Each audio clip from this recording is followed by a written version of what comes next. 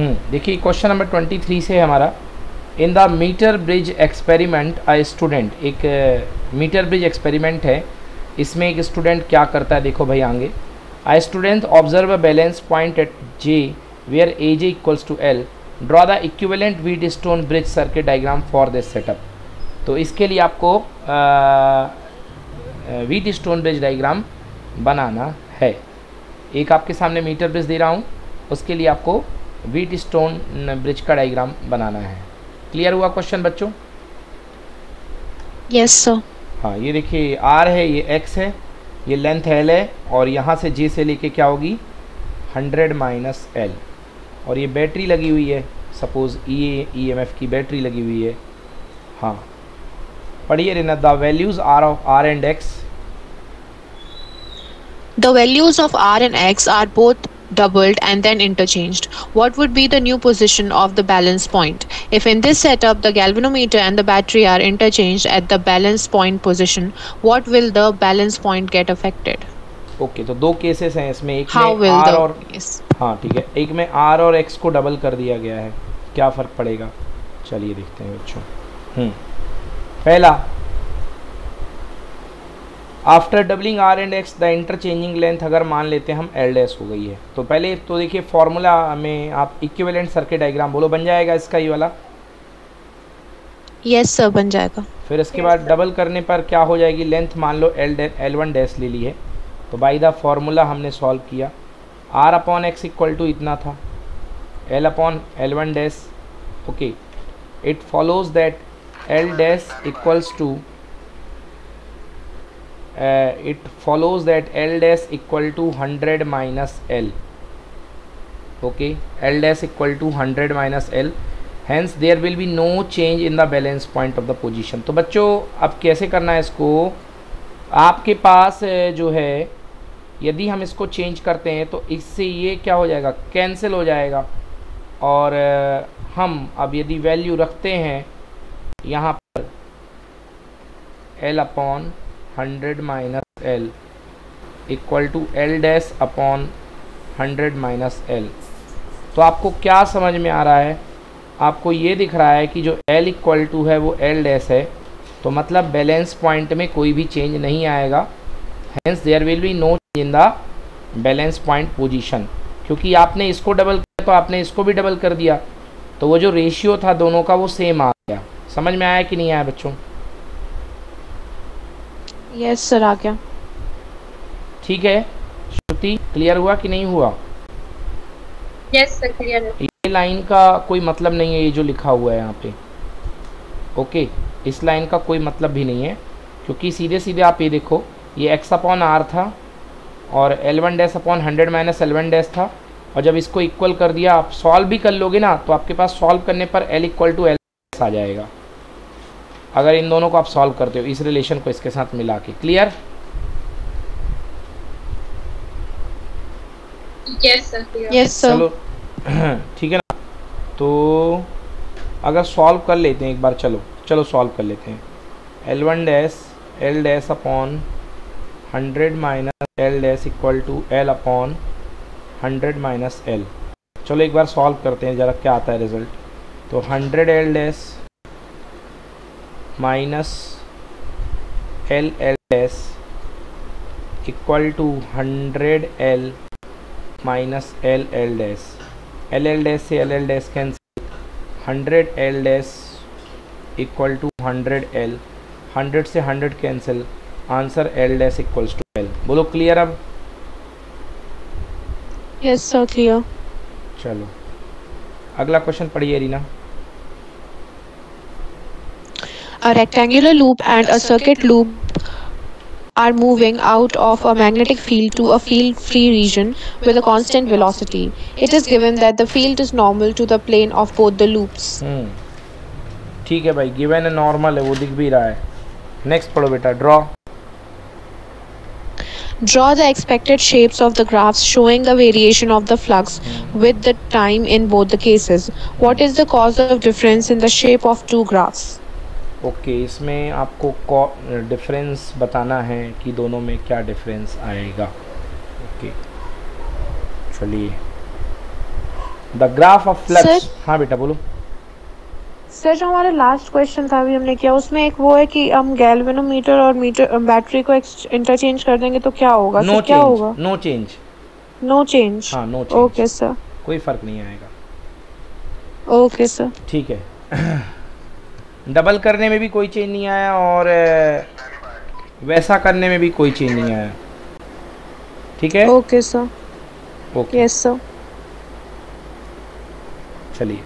हाँ भाई देखो, जो आप यहाँ पे graph between flux and time, flux और टाइम के बीच में जो ग्राफ की बात हो रही थी, the graph between flux phi and time T is shown in figure A and B for rectangular and circular loop are respectively. तो रेक्टेंगुलर लूप और सर्कुलर लूप के लिए जो फ्लक्स में टाइम के साथ चेंज होंगे वो यहाँ दिखाए जा रहे हैं। देखिए जैसे ये लूप बाहर निकलेगा बच्चों, अभी इसके पास 4 लाइनें हैं, जैसे ये मान यहाँ आ गया तो एरिना नंबर ऑफ फ्लक्स कम हो गए कि बढ़ गए बताओ? सर कम हो गए। कम हो गए, मतलब फ्लक्स जो है डिके होगा कि नहीं होगा? यस सर होगा। हाँ तो ये देखिए आंसर बनाइए बच्चों, फ्लक्स जो होगा कम होगा लगातार। ओके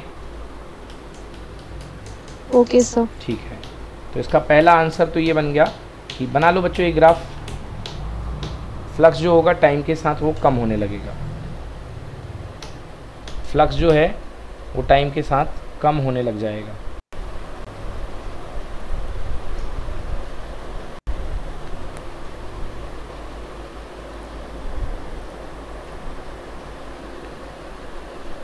ओके अब फ्लक्स जो है पहला वाला जो है वो टाइम के साथ कम हो रहा है, फर्स्ट के लिए सिचुएशन है।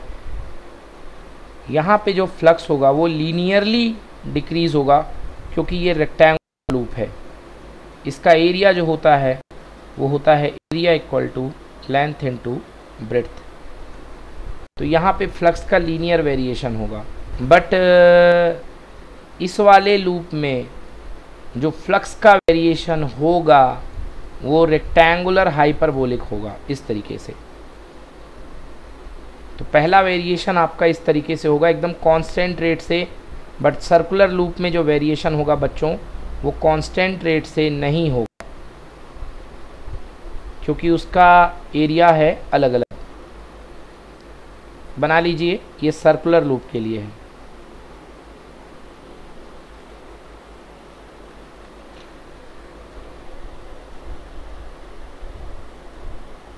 ये देखिए लिखा है नॉट अ कांस्टेंट, वहाँ पर कांस्टेंट रेट से होगा क्योंकि एरिया बिल्कुल फिक्स है, बट यहाँ पे एरिया अलग अलग रहेगा इसलिए कांस्टेंट रेट से नहीं होगा वेरिएशन।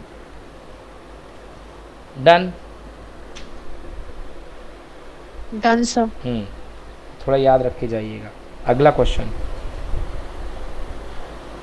हाँ पढ़ो question arena. 2 convex lens, Two convex lenses of equal focal length but of aperture A1 and A2 where A2 is smaller than A1 are used as the objective lenses in 2 astronomical telescopes having identical eyepieces. Compare the ratio of their first, resolving power, second, normal magnifying power, and third, intensity of images formed by them. Which one of the 2 telescopes should be preferred and why?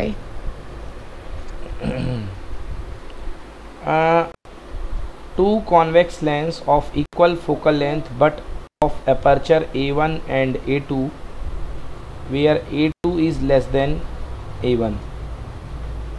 2 convex lens हैं जिनकी focal length equal है but aperture A1 and A2, जिसके aperture जो हैं वो A1 और A2 हैं, are used as objective lens in 2 astronomical telescope having identical eyepieces. Compare the ratio of resolving power.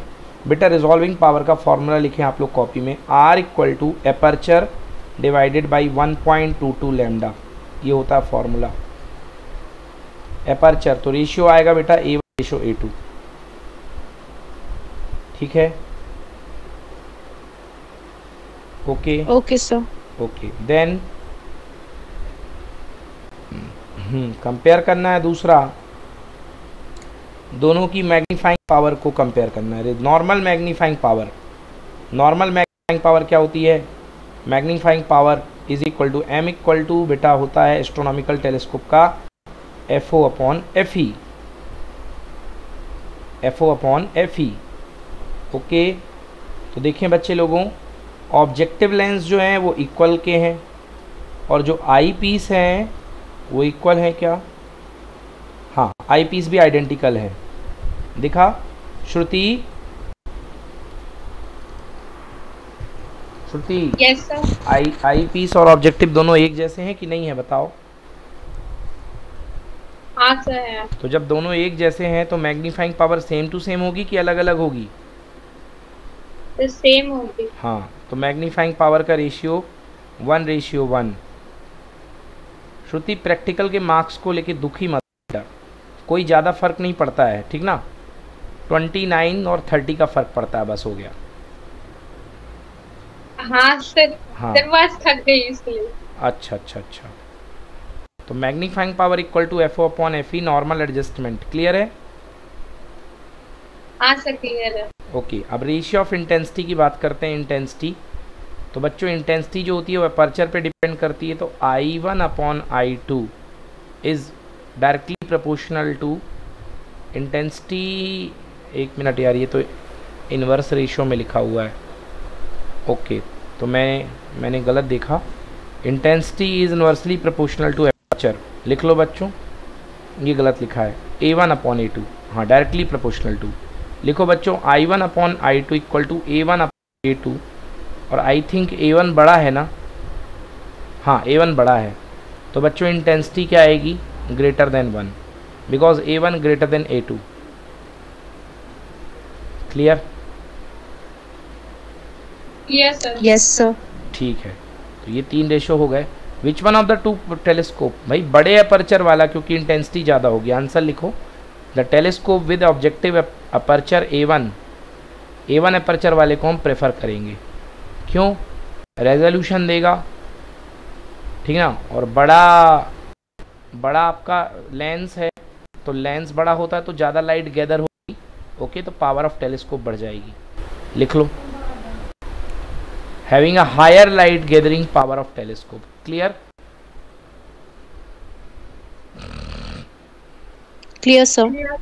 Okay, next, give reason for the following. Reason बताना है इसका। Okay, ये पार्ट बच्चों सिलेबस से हट गया है, ये उसका पार्ट था कम्युनिकेशन का, ये हट चुका है, इसको बात नहीं करेंगे। Bye bye. अगला क्वेश्चन पढ़ो एरिना, 27।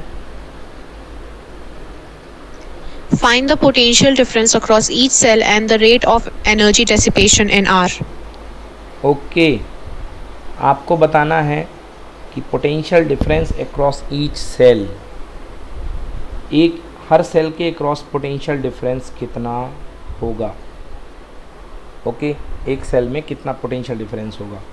तो ये टर्मिनल में पोटेंशियल निकालना है, एक ये टर्मिनल में पोटेंशियल निकालना है, ठीक है ना? आपको इन दोनों टर्मिनल में पोटेंशियल आपको निकालना है। 6 वोल्ट की बैटरी लगी हुई है। बेहतर होगा बच्चों आप लोग डायग्राम बना लो, फिर मैं इसको सॉल्व करवाऊँ। तो मैं ये मान करके चलता हूँ कि इससे करंट जाएगी इस तरफ, इसका नाम दे दो बच्चों I1, और इससे करंट जाएगी इस तरफ, इसका नाम दे दो I2। दोनों यहाँ पे करंट मिल गए, और इधर पे करंट क्या गई? I1 plus I2। चलो बना लो बच्चों जल्दी से।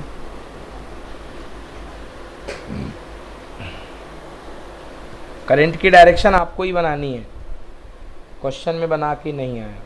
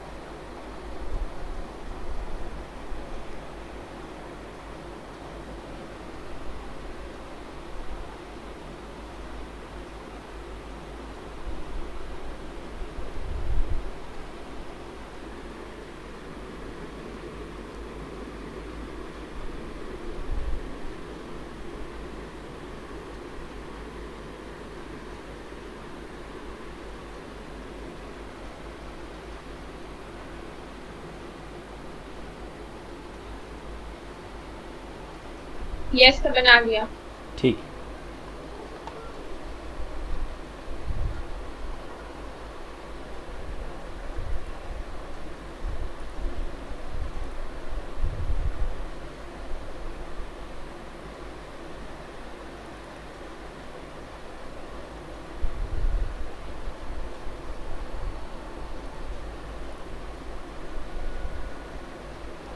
चलिए अब देखिए बच्चों, अब इसके बाद इसमें लॉज लगाते हैं हम लोग।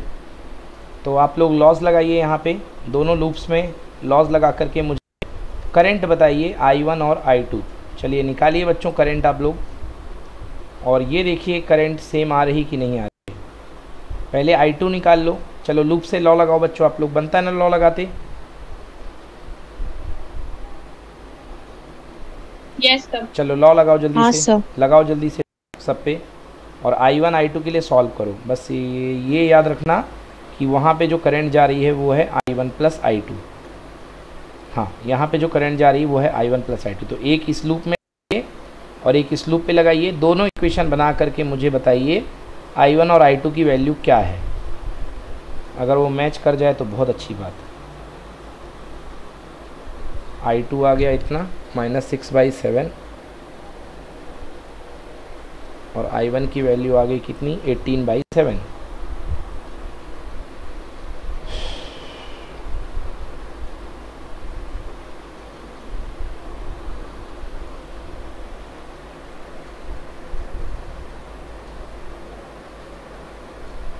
सॉल्व कीजिए।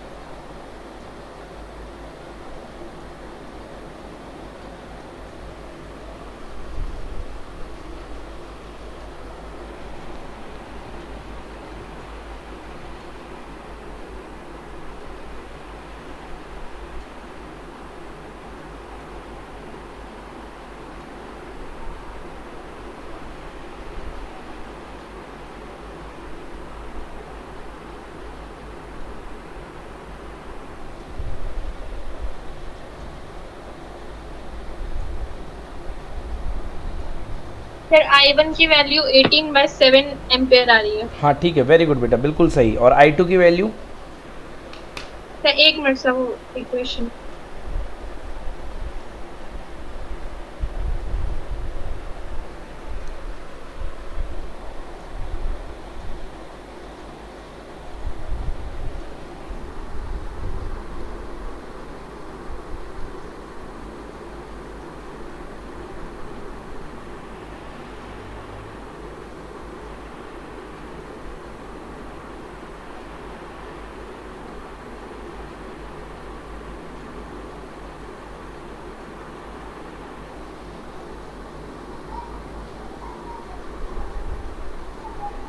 Sir -6/7 ampere.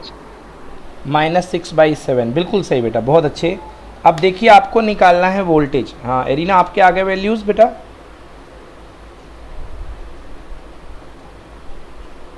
एरिना बोलो बेटा।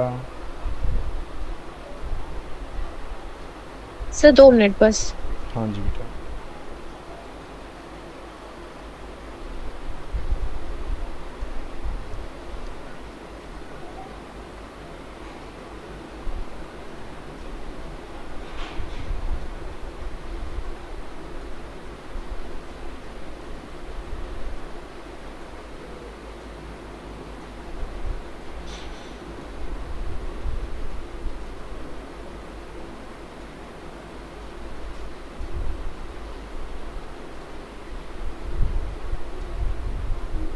यस सर आ गए। ओके, अब देखिए आपको निकालना है इस टर्मिनल के अक्रॉस वोल्टेज। क्योंकि पूरी बैटरी तो ये लगी हुई है। तो इसके अक्रॉस वोल्टेज निकले चाहे इसके अक्रॉस वोल्टेज निकले, चाहे इस टर्मिनल में वोल्टेज निकले, पैरेलल में है तो सेम होगा। तो बच्चों करंट कितनी होगी, I1 plus I2 multiplied by 4 ओम। तो दोनों को ऐड करके बच्चों 4 से मल्टीप्लाई कर दो, करंट वो देखो वोल्टेज आ रहा है 48/7।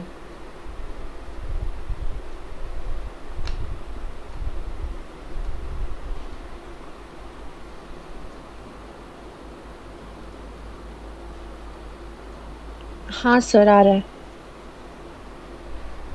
Yes sir.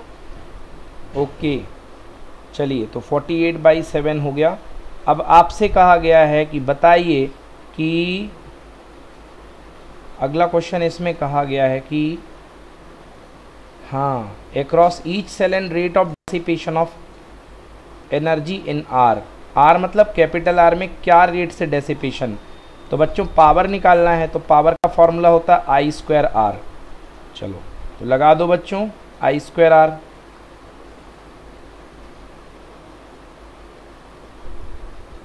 I²R करो, देखो तो I कितना आ जाएगा, I1 plus I2 multiplied by R। करिए इसको,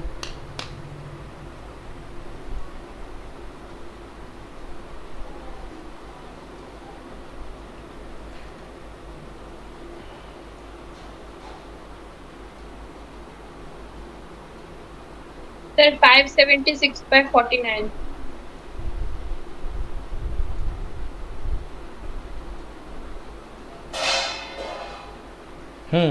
576/49।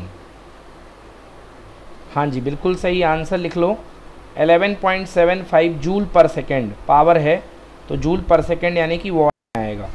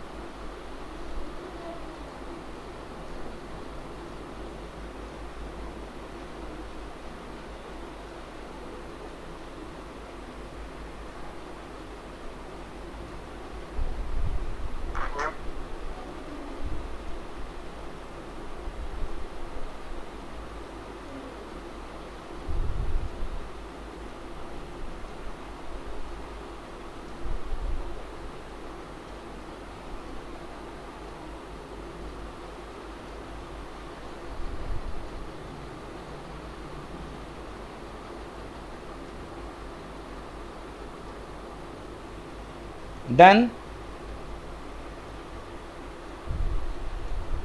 Yes sir. ओके चलिए, हाँ अगला क्वेश्चन पढ़ो। State State the principle of a machine that can build up high voltages of the order of a few million volts.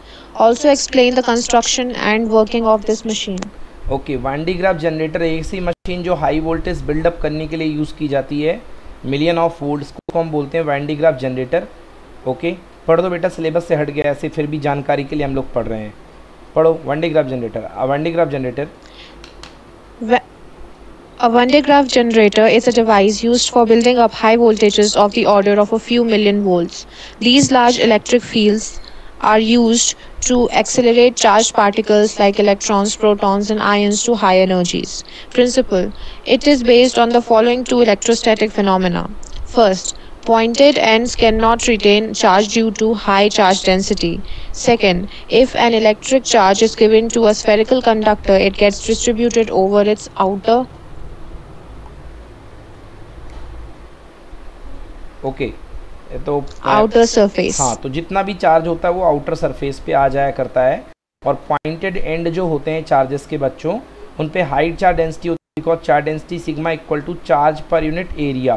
तो area कम हो तो सिग्मा ज़्यादा हो जाएगा, जिससे कि चार्ज जो होते हैं ना, चार्ज दूसरी सरफेस पे जाता है चार्ज विंड की वजह से। तो बच्चों यहाँ पे क्या हुआ करता है, एक हाई टेंशन बैटरी होती है, एक बैटरी होती है हाई टेंशन, उस पर ये बैटरी का पॉजिटिव टर्मिनल कनेक्टेड है। HTB मतलब हाई टेंशन बैटरी। और यहाँ से इसके ऊपर खूब सारा इलेक्ट्रॉन चार्ज आ जाता है, पॉजिटिव चार्ज। और ये पॉजिटिव चार्ज, ये बेल्ट लगा होता है, इस बेल्ट के थ्रू ये पॉजिटिव चार्ज जो है इस पे चला जाता है। ये बेल्ट गया, ये इस पे आ गया। अब यहाँ पे भी एक ब्रश लगा रहता है जिससे कि ये चार्ज जो होता है, यहाँ वाला चार्ज जो है इसके ऊपर प्लस की वजह से इंडक्शन से अंदर वाली लेयर पे बनता है माइनस और बाहर वाली लेयर पे बनता है प्लस। और ये पुल्ली लगी हुई है, ओके। और ये क्या है, इंसुलेटिंग बेल्ट है, ये जो ब्लैक कलर का मैंने ड्रॉ किया है ये इंसुलेटिंग बेल्ट है। और ये सपोर्टिंग कॉलम्स हैं, ड्राइव पुल्ली है, ये ग्राउंड है। और ये पूरा का पूरा चार्ज इसके ऊपर जाता है। हम तब तक चार्ज को भेजते जाते हैं जब तक कि एक स्टेबली हाई पोटेंशियल हमको नहीं मिल जाता है। तो ये काम करता है वन डी ग्राफ जनरेटर। पढ़ो बेटा construction. Construction. S is a large spherical conducting shell of radius of a few meters. This is supported to a suitable height over the insulating column C1 and C2. A long narrow belt of insulating material like silk or rubber is wound around two pulleys. Okay, इसमें rubber के ऊपर जो पुल्लीज के ऊपर जो होता है material belt जो होता है ये बंधा हुआ रहता है। ये बात इसमें कही जा रही है।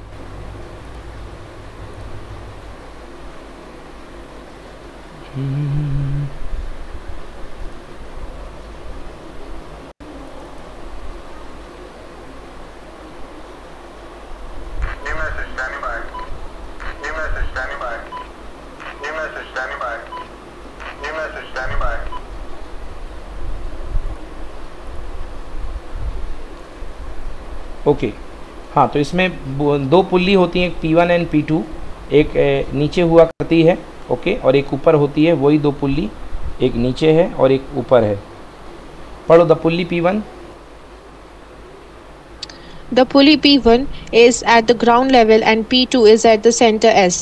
The belt is kept moving continuously over the pulleys with the help of motor. B1 and B2 are two sharply pointed metal brushes or combs fixed as shown. B1 is called the spray brush or comb and B2 is called the collecting brush or comb. हाँ बच्चों, दो brush होते हैं। As the belt moves, एक brush हुआ करता है, वो नीचे जो चार्जेस को स्प्रे करता है, that is called spraying brush. और एक ब्रश जो बेल्ट के सामने लगा रहता है ऐसे, और वो यहाँ से लेके चार्ज को इस तक पहुँचाता है, डोम तक, बड़ा सा डोम, उसको बोलते हैं collecting brush. B2 is called collecting brush या कलेक्टिंग कॉम। अब इसकी वर्किंग पढ़ते हैं। तो जैसे जैसे चार्ज आता जाएगा वैसे वैसे उस पर पोटेंशियल राइज होता जाएगा। पढ़ो working. As the belt moves and reaches the sphere, the collecting brush B2 collects the positive charge, which spreads on the outer surface of sphere S. Let the charge Q be placed on a large spherical conducting shell A of radius R. The potential inside the charge conducting shell A will be V1 is equal to 1 by 4 pi epsilon naught into Q by R. Suppose that a smaller conducting sphere B having radius small r and charge small q is placed at the center of large sphere. Then potential due to small sphere at the surface of small sphere will be V2 is equal to 1 by 4 pi epsilon naught into small q upon small r. Potential due to small sphere at large shell of radius capital R will be V3 is equal to 1 by 4 pi epsilon naught into small q upon capital R. Thus, total potential V at the surface of the shell A is VR is equal to V1 plus V3 is equal to 1 by 4 pi epsilon naught into Q by R plus 1 by 4 pi epsilon naught into small q by capital R.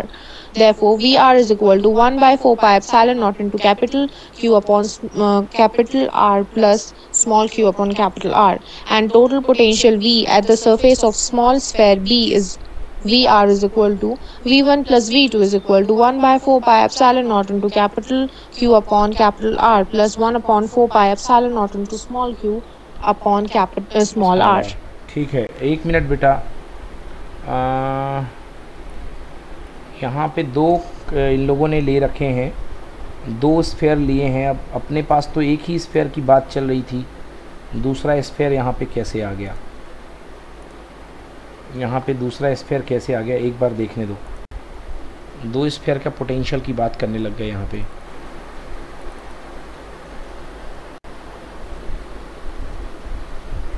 Okay,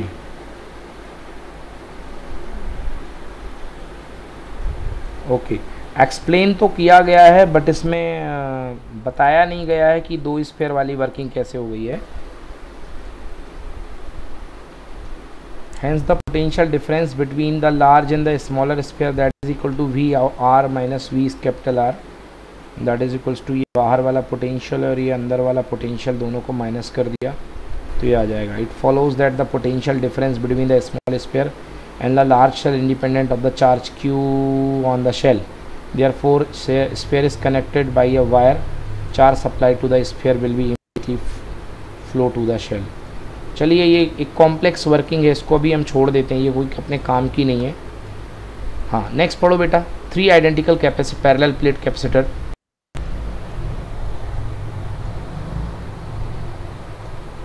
arena पढ़ो इसको। 3 identical parallel plate capacitors C1, C2, C3 have capacitances C each. The space between their plates is now filled with dielectrics as shown. If all the 3 capacitors still have equal capacitance, obtain the relation between the dielectric constants K, K1, K2, K3 and K4. बच्चों बहुत तगड़ा question है ये, बहुत ही तगड़ा question है। इसमें ये कहा गया है कि 3 में है, एक में फुल कैपेसिटर भरा हुआ है D तक, एक में देखो बच्चों लोग इन लोगों ने सीरीज कॉम्बिनेशन कर दिया 2 कैपेसिटी का, और एक में पैरेलल कॉम्बिनेशन कर दिया है। देखो बच्चों यहाँ पे जो एरिया है, यहाँ पे लेंथ सेम है, अगर लेंथ सेम रहे है ना, तो लेंथ जो है d/2 गैप कट जाए तो सीरीज कॉम्बिनेशन, और अगर एरिया बढ़ जाए तो पैरेलल कॉम्बिनेशन। तो इसकी कैपेसिटी भी C है, C1। Okay, 3 identical parallel plate capacitors C1, C2, C3 have capacitances C each। मतलब नाम C1, C2, C3 हैं मगर इनकी कैपेसिटी तीनों की बराबर है। अब कहा गया है कि अगर कैपेसिटी तीनों की बराबर है तो K1, K2, K3 क्या रिलेशन होगा। ओके भाई, इतना ख़तरनाक लिखा कि कुछ दिख नहीं रहा है कि क्या कहाँ पे K है कहाँ पे K1 है। K3, K2 और K3, चलिए तो क्वेश्चन से समझ में आ जाएगा कहाँ पर K है। तो मुझे लग रहा है बच्चों यहाँ पर है K, ये तो दिख रहा है, और यहाँ पर बैठा हुआ है K1 और यहाँ पर बैठा हुआ है K2। मतलब ये जो वर्टिकल लाइन है इसको इसने K2 बोल दिया, ऐसी घनी घनी लाइंस, एंड ये K3 है और ये K2 है। चलो अब करते हैं। तो बच्चों आप लोग सबसे पहले 3 डायग्राम बना लो अपनी कॉपी में, फिर आपको समझ में आएगा। ये बना लिए? नहीं सर, रुको। बनाओ बनाओ।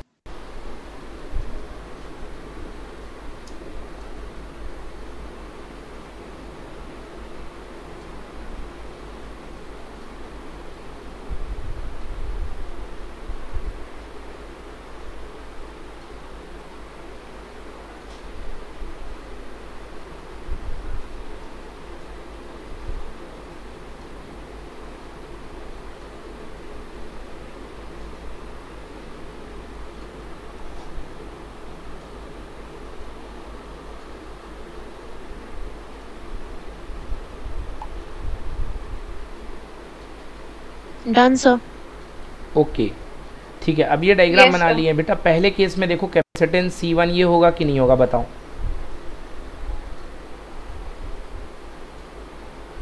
हाँ सर होगा। ओके, दूसरे केस में बच्चों ये जो है कैपेसिटी दूसरे केस में epsilon not A/D 2K1 K2 upon K1 plus K2 series combination है बच्चों। यहाँ पे सीरीज कॉम्बिनेशन है, भरा हुआ है। तो मैं आपको याद दिलाता हूँ कैसे निकालते हैं बच्चों सीरीज कॉम्बिनेशन में। Epsilon naught A upon D minus T plus T/K। बच्चा याद आया कि नहीं याद आया? याद है sir. Yes sir. Okay, epsilon naught A upon D मतलब टोटल गैप, और T मतलब जिस थिकनेस में वो भरा हुआ है। तो बेटा यहाँ पे D तक ही तो भरा हुआ है, मतलब you can write it T1 plus T2 जो कि D के इक्वल होगा, हाँ या ना? तो D से D कैंसिल हो जाएगा। Clear? Yes, sir. Okay Yes, sir. ये कैंसिल हो गया। अब देखो क्या बचा, टी बाई के। तो बच्चों में यदि मैं लिखूं डी बाई टू के one plus D by two के टू, कोई प्रॉब्लम आपको? अरे No, sir. थिकनेस आधे में भरा है के वन का, तो डी बाई टू के वन और डी बाई टू के टू। बोलो एरीना, क्लियर कि not clear? Clear, sir. Okay अब इसको ये लिख सकता हूँ कि नहीं लिख सकता? बताओ, डी कॉमन लेकर के ये टू के वन के टू पलटी मार जाएगा, तो हो जाएगा कि नहीं हो जाएगा बताओ? Yes, sir. हो जाएगा। हाँ, तो ये इतनी बड़ी प्रोसेस से ये आ गया। तो जल्दी से लिखो बेटा C1, जल्दी से C2 लिख लो।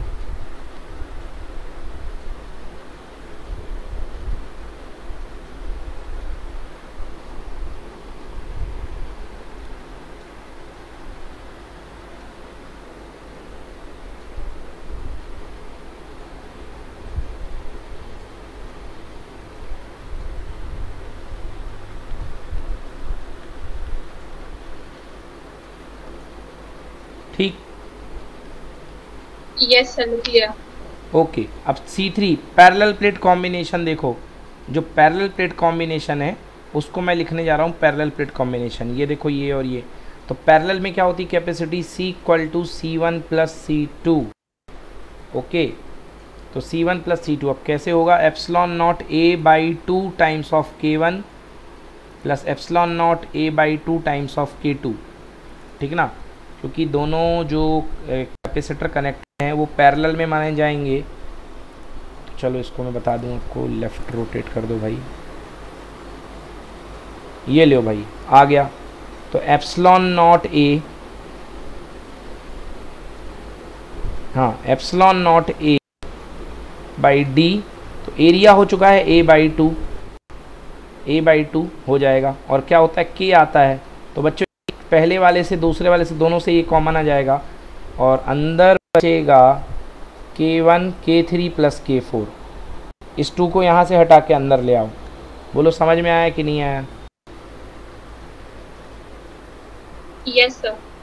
Yes, sir. आ गया। ओके बच्चों, अब कहना है कि भाई इन तीनों की कैपेसिटी जो है इक्वल है, तो क्या रिलेशन है बच्चों?